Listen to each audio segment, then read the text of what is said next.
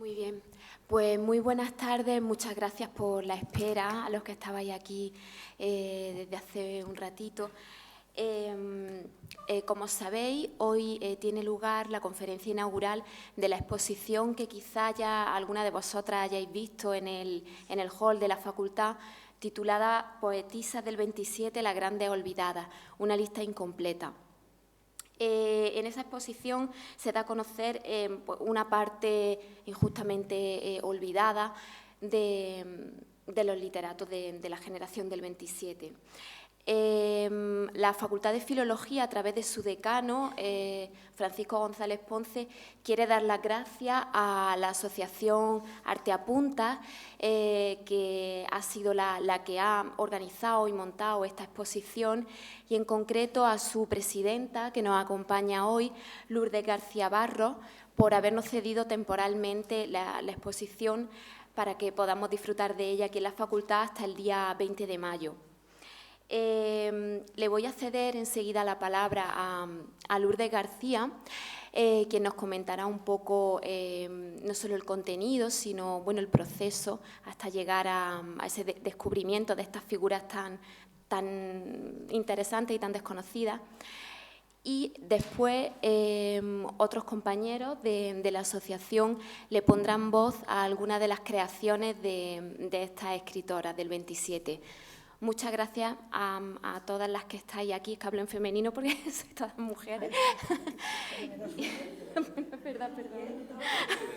Sí, por supuesto. A todos y a todas. Y muchísimas gracias a la Asociación Arte Apunta y a Lourdes García Barros. Sin más, le cedo la palabra. Bueno, buenas tardes a todas. En el nombre de las poetisas del 27 y en el de la Asociación Arte Apuntas, a la que represento por ser su presidenta, quiero agradecer a la universidad y a sus representantes la invitación para compartir este espacio educativo tan importante y dejar que expongamos nuestra bonita muestra. Lo primero que haré es hablaros un poquito de nuestra asociación. Empezamos como un grupo de personas interesadas en el arte y la cultura en general a realizar actividades en el año 2006. El grupo fue aumentando y 8 años más tarde decidimos dar un paso adelante. Elaboramos unos estatutos que nos van marcando los fines y objetivos y nos registramos como asociación. Así nació Arte Apuntas. Esta asociación, a medida que va pasando el tiempo, se va planteando nuevos retos, como esta exposición, siempre buscando el crecimiento personal y la transformación social a través de la cultura. Nos daremos por satisfechos si esta exposición provoca una reflexión en cada uno de vosotros. La asociación tiene Facebook con el nombre de Arte Apuntas y próximamente actualizaremos el blog donde se pueden conocer todas las actividades que realizamos. Contaros un poquito cómo nació la idea de esta exposición, que fue a raíz de una actividad que programamos en el año 2016 con motivo del Día del Libro, del día 23 de abril, y que preparamos una ruta literaria sobre los poetas de la generación del 27, que se desarrolló, como sabéis, en los Jardines de Cristina de Sevilla. Allí están los poetas representados por monolitos, azulejos, esculturas. A ellos están también dedicadas las calles, las plazas que lo conforman, y al finalizar esta ruta nos preguntamos dónde estaban las poetisas de esta generación, y pensamos que teníamos que buscarlas y estudiarlas para que ocuparan el sitio que les correspondía junto a los poetas. Y en verano de ese mismo año, que fue ya el año pasado, en el 2016, empezamos a investigar. Los resultados, la verdad, es que nos sorprendieron porque observamos que la presencia de la mujer en la vida literaria profesional no era algo excepcional. Se encontraron más de 80 nombres de mujeres que escribían y publicaban sus versos en ediciones que ellas mismas costeaban o que veían a la luz gracias a premios florales, certámenes, etcétera, quedando demostrado que estas mujeres participaban activamente en la dinámica de la prensa literaria. Fueron grandes escritoras de prosa y de poesía, aunque nosotros nos hayamos centrado solo en su obra poética.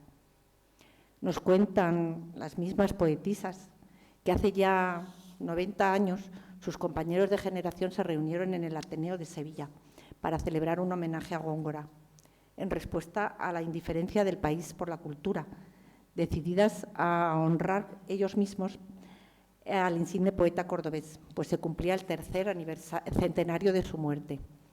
Fue donde se constituyó el grupo de la generación del 27, pero ellas no estaban invitadas. Todo el mundo conoce a los poetas del 27, a Cernuda, Lorca, Alessandre, Salinas, Alberti, pero no se conocen los nombres de las poetisas. Bueno, a lo mejor algunas sí, a Rosa Chacel, a Carmen Conde, a Pilar de Valderrama. Lo cierto es que ellas también estaban escribiendo y publicando en esos años. Concha Espina ganaba el Premio Nacional de Novela con su novela Altar Mayor y era propuesta por segunda vez para Premio Nobel. Elizabeth Mulder publicaba Sinfonía en Rojo. Josefina de la Torre, Versos y Estampas, prologado por el mismo Pedro Salinas. Pilar de Valderrama publicaba en 1927 su poemario Huerto Cerrado. Las escritoras nos cuentan: nuestra generación fue la culminación de un proceso que se inició tiempo atrás, con la generación del 98, con Juan Ramón Jiménez, con el modernismo, Machado, con la institución libre de enseñanza. Fuimos un grupo de escritores y escritoras aglutinados en torno a unas determinadas posturas estéticas. Nos tocó vivir unos años de resurgimiento espiritual y estético, intelectual y social, y sobre todo vital, en aquella España de la década de los años 20, que se prolongó hasta 1936, fecha en la que todo fue brutalmente aplastado por la guerra civil. No cabe duda que fue un momento muy brillante, tanto en la literatura como en las artes plásticas. Ahí tenemos a Dalí, a Maruja Mayo, a Ángeles de los Santos. En música, como el maestro Rodrigo. En el cine, como Imperio Argentina, Buñuel, Margarita Xirgu. Filósofas como María Zambrano. Son de este momento también la Barraca, las misiones pedagógicas, la residencia de estudiantes, tanto masculina como femenina, y el Liceum Club femenino, lugar de encuentro de nuestras poetisas y de muchas más mujeres escritoras. Ellas se desenvolvían con naturalidad entre sus compañeros de generación, editaban en las mismas imprentas, se movían en los mismos círculos, tenían las mismas influencias e ambiciones. La misma amistad y colaboración con sus homónimos del 27 era estrecha. Fueron amigas, esposas, colaboradoras. Ellos les dedicaron y prologaron libros. A ella les influyó también Juan Ramón, Rubén Darío, Gabriel y Galán, Luis Chamizo, y además los propios contemporáneos, Alberti, Lorca. Durante muchos años se les ha recordado únicamente por su relación con ellos, no por sus propios méritos. Por mucho que estaban ahí, no fueron aceptadas como miembros de pleno derecho en el grupo.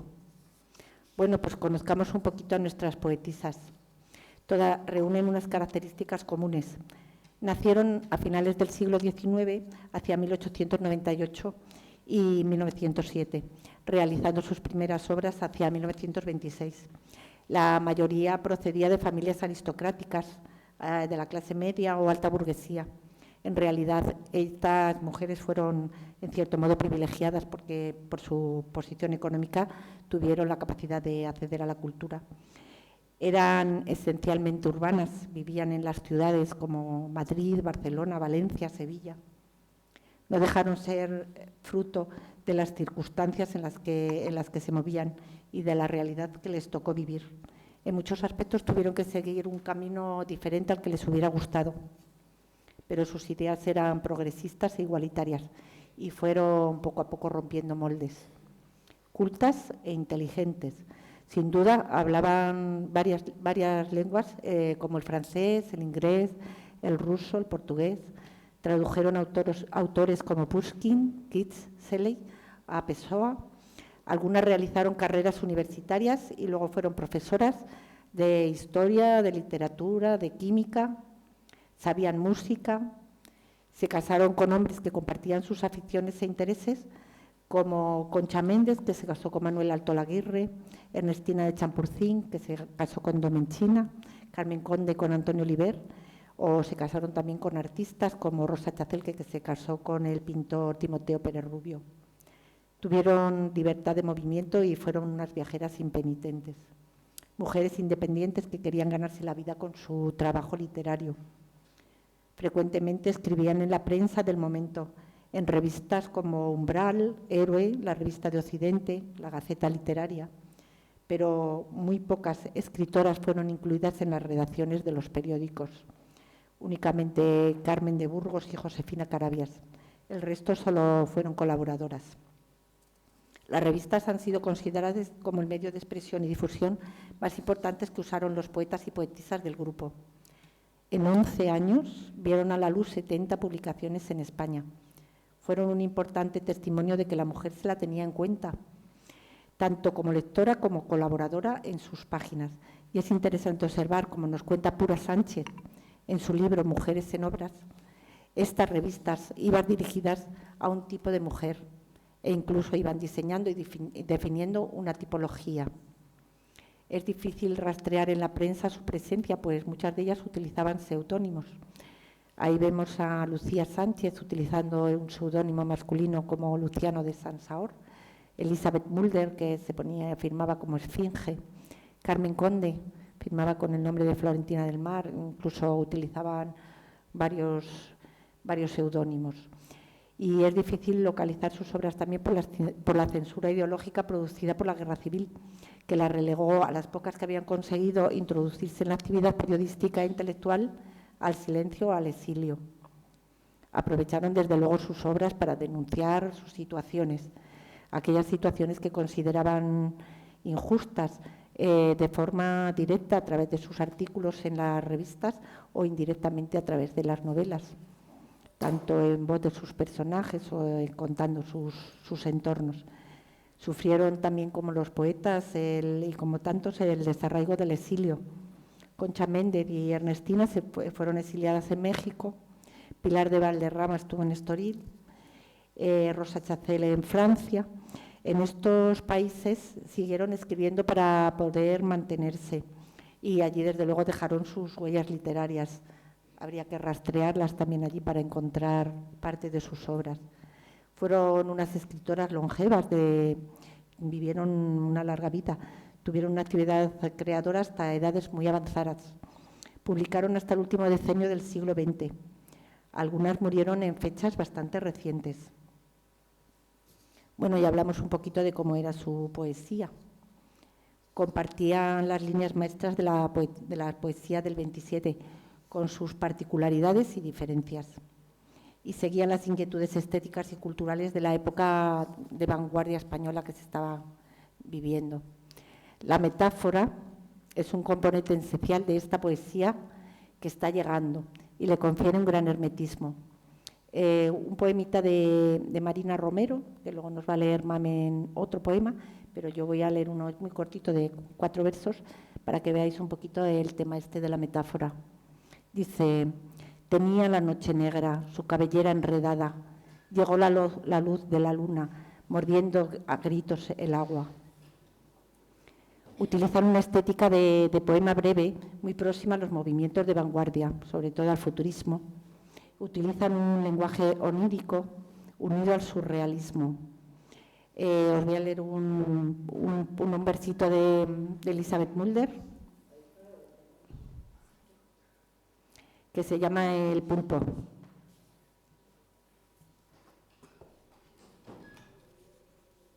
Es que es muy curioso, es muy... no lo leo entero porque es muy largo, pero bueno, lo podéis buscar si os gusta. Va dedicado a un pulpo. Dice: una noche soñé que un pulpo me quería. Oh, la indecible angustia de aquella aberración. Nunca he sufrido tanto. Cuando me amaneció el día, dijérase que había perdido la razón.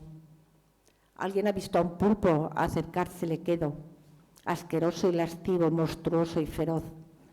Por vez primera supe que es ser presa del miedo, que es hundirse en la cima de una demencia atroz.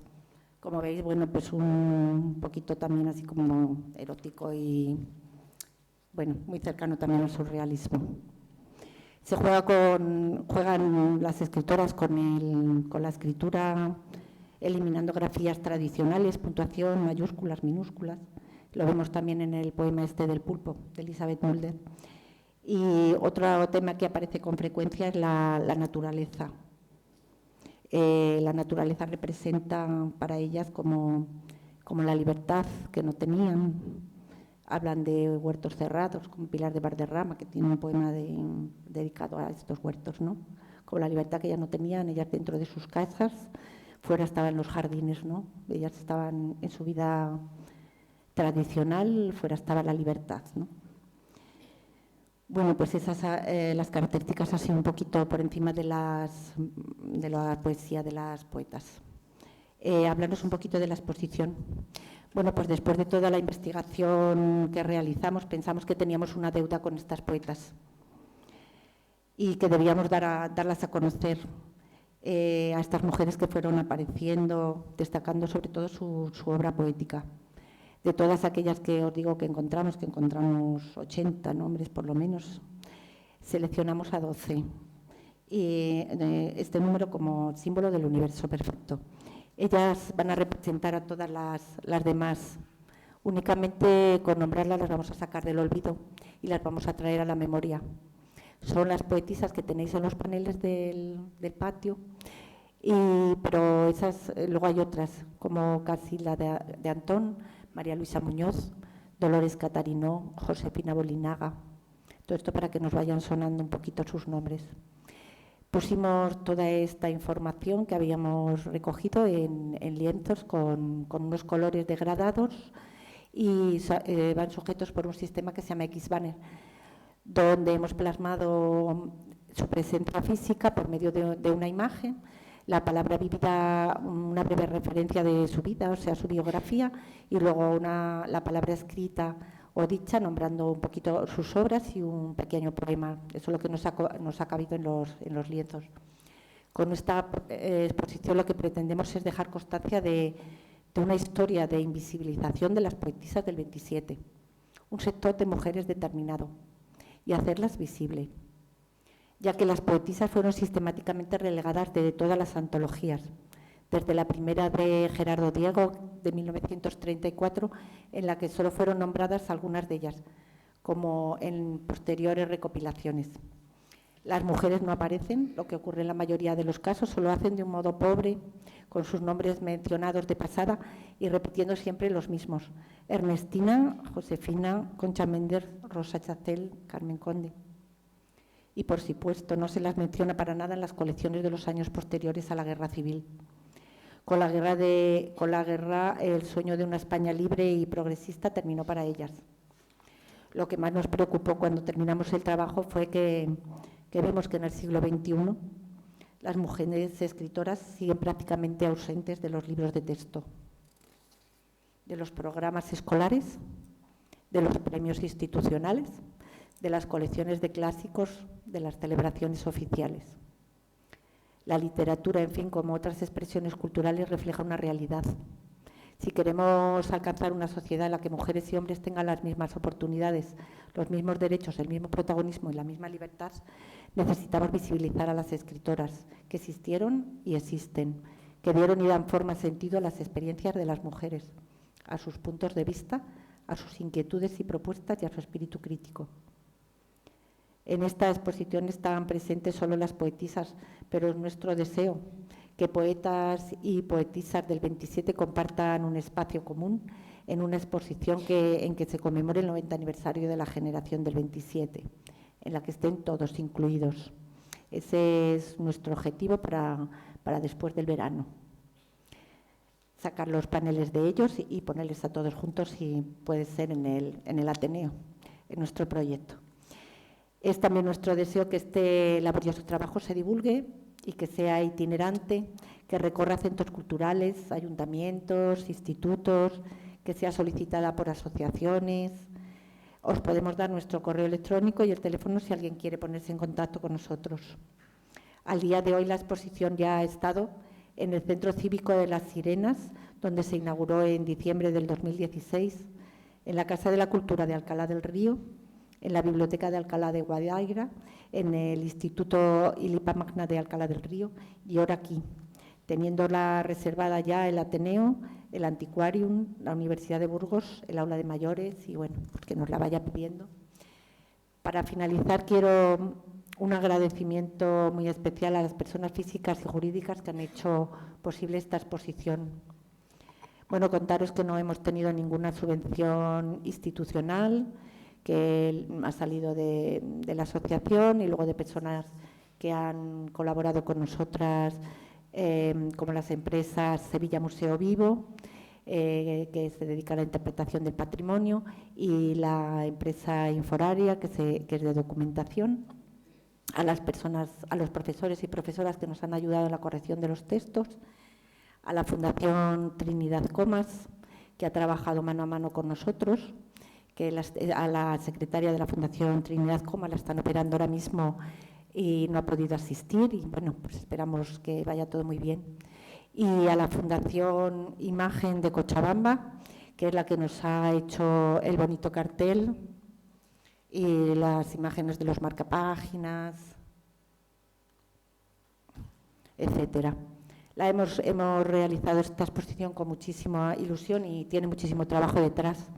Es un primer acercamiento, es un trabajo de una asociación, no es un trabajo universitario, pero nos sentimos muy orgullosas de él. Cada uno deberá sacar sus propias conclusiones y si queréis no las podéis hacer llegar por correo. Dar las gracias a todas las personas presentes en esta inauguración de la exposición en la universidad y a las personas, sobre todo, perseverantes que acompañan a las poetisas en sus desplazamientos divulgativos. Nos gustaría que surgiera un compromiso, incluir donde corresponda a aquellas mujeres que destacaron en todos los campos de la cultura y que han estado ocultas tanto tiempo, porque sin ellas la historia seguirá estando incompleta. Esperemos que disfrutéis mucho de la exposición. Muchas gracias.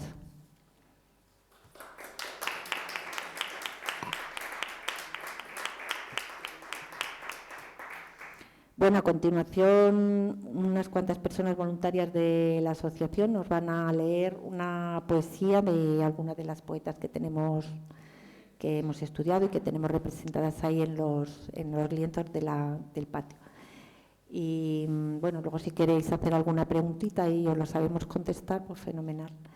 La primera persona que va a leer es nuestro amigo y tesorero José Ramón. Nos va a leer dos preciosos poemas de Concha Méndez. Tú dices el título, ¿no, José Ramón? Pues buenas tardes. Bueno, pues, prácticamente la introducción está toda hecha. Voy a leer un par de poemas de Concha Méndez, que es una de las poetas quizá de las más conocidas de la generación. Concha Méndez tuvo una vinculación especialmente intensa con la causa republicana y murió murió aquí, ¿no? Murió en España, a la vuelta volvió. Pero bueno, pasó mucho tiempo fuera, en México y en Cuba fueron con Manuel Tolaguirre, que era su marido en ese momento. Uno de los poemas que voy a leer se llama Uno de esos instantes y es un poema de exilio, seguramente, porque es así un poco añorante y eso. Empieza el poema haciendo una referencia de un verso de Machado que dice: desde el umbral de un sueño me llamaron, y el poema dice así: uno de esos instantes que se vive, no se sabe en qué mundo ni en qué tiempo, que no se siente el alma y que apenas se siente el existir de nuestro cuerpo, mi corazón oyó que lo llamaban desde el umbral en niebla de algún sueño. Para decirme su mensaje extraño, aquella voz venía de tan lejos que más que voz de sueño parecía en su misterio gris sombra de un eco. Sentada estaba yo en aquel instante en un muelle sillón de terciopelo. Mis brazos se apoyaban en sus brazos, qué desmayado lo sentía luego. Después, atravesando los cristales de un gran balcón que daba al ancho cielo, una sombra vi entrar, tal vez la tarde, al irse entraba a verme. Yo eso creo. Y el otro poema, que seguramente es el que más aparece en las antologías, si buscáis por internet y eso, se llama Quisiera tener varias sonrisas y es de un libro del año 39 que se llama Lluvias enlazadas. Y el poema es así: quisiera tener varias sonrisas de recambio y un vasto repertorio de modos de expresarme, o bien con la palabra o bien con la manera, buscar el hábil gesto que pudiera escudarme. Y al igual que en el gesto, buscar en la mentira diferentes disfraces, bien vestir el engaño, y poder, sin conciencia, ir haciendo a las gentes con sutil maniobra la caricia del daño. Yo quisiera, y no puedo, ser como son los otros, los que pueblan el mundo y se llaman humanos. Siempre el beso en el labio, ocultando los hechos, y al final el lavarse tan tranquilos las manos. Y ya está.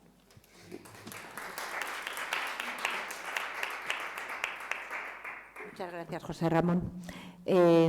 Silvia nos va a leer un poema de Cristina de Arteaga, esta poetisa que estudió historia, que buscó y terminó en el convento de Santa Paula de Priora, y ahí estuvo durante 40 años, en nuestro convento, en el convento de Santa Paula.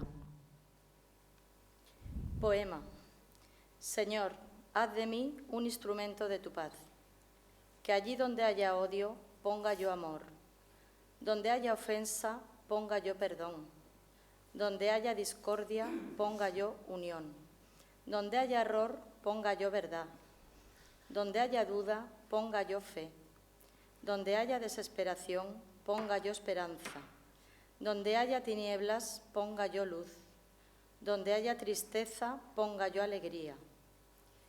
Oh Maestro, que no busque yo tanto ser consolado como consolar, ser comprendido como comprender, ser amado como amar. Porque dando es como se recibe, olvidando como se encuentra, perdonando como se es perdonado, muriendo como se resucita a la vida eterna.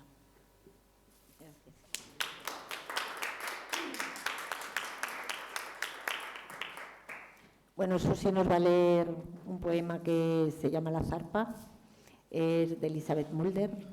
Esta mujer también una poetisa fascinante, media sangre holandesa, y se casó joven, su marido murió y ella se dedicó a moverse por los círculos literarios, y una mujer muy interesante, escribió un montón de novelas, y vamos a escuchar un poema que se llama La zarpa. Buenas tardes. Solo añadir a lo que ha dicho Lourdes sobre esta impresionante mujer. Yo no tuve duda cuando elegí la poetisa, ¿no? Esta mujer me cautivó desde el principio. Me atrapó tanto su biografía como su poesía. Sentí una gran conexión con ella, con su forma de entender el mundo y la vida. Muy ilusionada con poner mi voz a este poema, La zarpa, de esta increíble mujer, una mujer moderna, intelectual, culta, sensible e impenitente viajera, además de poeta, escritora, traductora, pues manejaba más de 6 idiomas, y conferenciante internacional. La zarpa. Noche de estío, en qué inquietud me sume. Una flor lentamente se deshoja entre intensas oleadas de perfume, y hay una luna grande, hiriente y roja. La brisa espesa muerde perversamente con el hábito tibio de un suspiro y acaricia la boca febrilmente con el ávido beso de un vampiro. No hay estrellas. El cielo es esta noche la misteriosa comba inmaculada, prendida únicamente con el broche de una luz de faz congestionada. Quizás mañana habrá tormenta. ¿Acaso en esa oscuridad se está preñando el rayo y la tormenta paso a paso, y el torrente pluvial que ha de ir saciando esta ansia intensa de humedad que encierra una agria emanación calenturienta que sube de la entraña de la tierra, seca y resquebrajada, ardorosa y sedienta? Nocturno de estío, hora febril y palpitante, en que el silencio y la fragancia arrullan y toda la existencia se hace un interrogante, y en la calma tan solo los sentidos aúllan. Mañana habrá tormenta. Esta noche, expectante, me deja dolorida de emoción, como una zarpa alucinante que me fuera exprimiendo el corazón.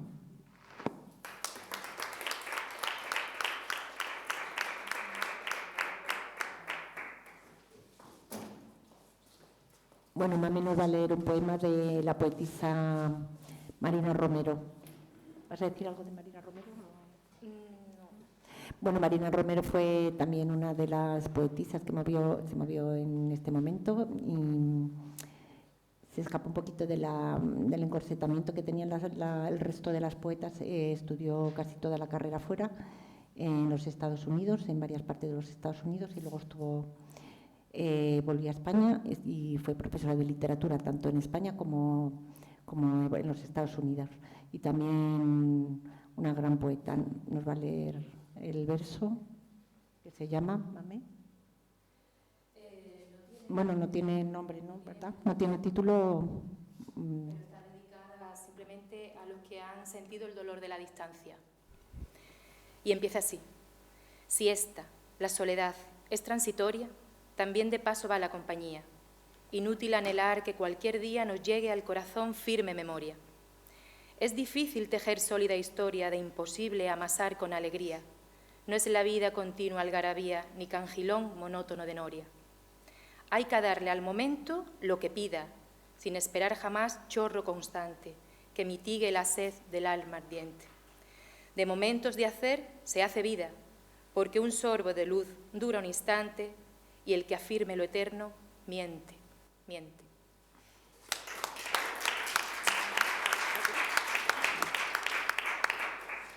Bueno, Paco, estás muy escondido ahí. Bueno, Paco le va a poner voz a Rosa Chacel. Buenas tardes. Rosa Chacel es una de las escritoras, poetas más reconocidas. Apareció en las antologías y bueno, procedía de una familia humilde y se dedicó hizo bellas artes, se dedicó más al campo de la pintura, pero también ha hecho poemas. Tenéis una mesita expositora uno de sus dibujos y bueno, también nació en Valladolid y Valladolid tiene varios sitios dedicados a ella. Paco nos va a leer una poesía que se llama Mariposa nocturna. Yo tengo voz, no sé si con esto. ¿Quién podría abrazarte, diosa oscura? ¿Quién osaría acariciar tu cuerpo o respirar el aire de la noche por entre el pelo pardo de tu cara? Ah, ¿quién te enlazaría cuando pasa sobre la frente como un soplo y zumba la estancia sacudida por tu vuelo? ¿Y quién podría, sin morir, sentirte temblar sobre los labios detenida, o reír en la sombra, descubierto, cuando tu manto azota las paredes? ¿Por qué venir a la mansión del hombre si no se de su carne ni se tiene voz, ni se puede comprender los muros? ¿Por qué traer la ciega noche extensa que no cabe en el cáliz de los límites? Desde troncos o lazos de lianas, desde la voz lasciva del silencio, vienen los ojos de tus alas lentas. Sobre montes velludos, sobre playas donde las olas blancas se deshojan, la soledad tendida está a tu vuelo. ¿Por qué traes a la alcoba, a la ventana abierta, confiada, el terror?